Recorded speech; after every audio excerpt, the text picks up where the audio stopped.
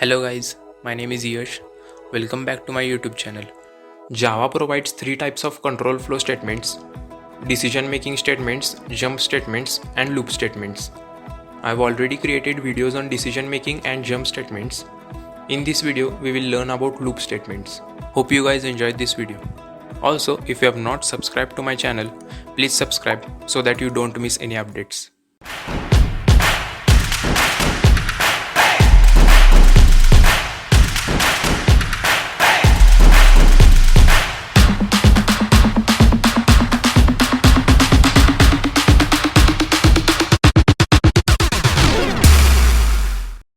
Loops can execute a block of code as long as specified condition is reached. Loops are handy because they save time, reduce errors, and they make code more readable. There are four types of loop statements: while loop, do-while loop, for loop, and for each loop. Java while loop is used to run a specific code until a certain condition is met. The syntax of while loop is: here, a while loop evaluates the condition inside the parenthesis. If the condition evaluates to true, the code inside the while loop is executed. The condition is evaluated again. This process continues until the condition is false. When the condition evaluates to false, the loop stops. This is how while loop works.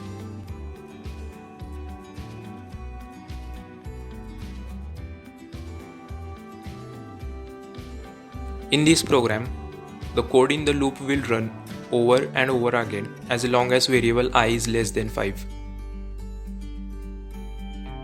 The do-while loop is similar to while loop. The body of do-while loop is executed once before the test expression is checked. The syntax of do-while loop is: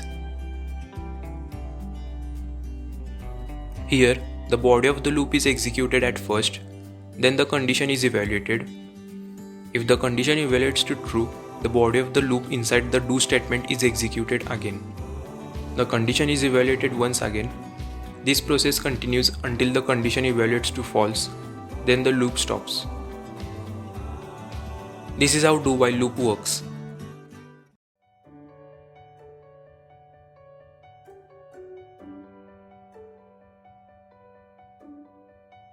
In this program, the loop will always be executed at least once, even if the condition is false, because the code block is executed before the condition is tested.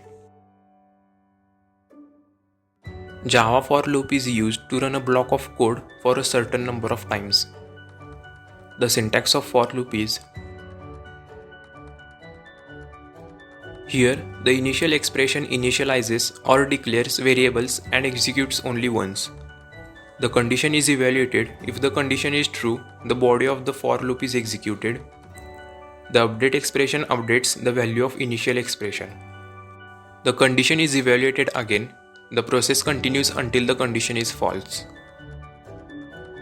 This is how for loop works.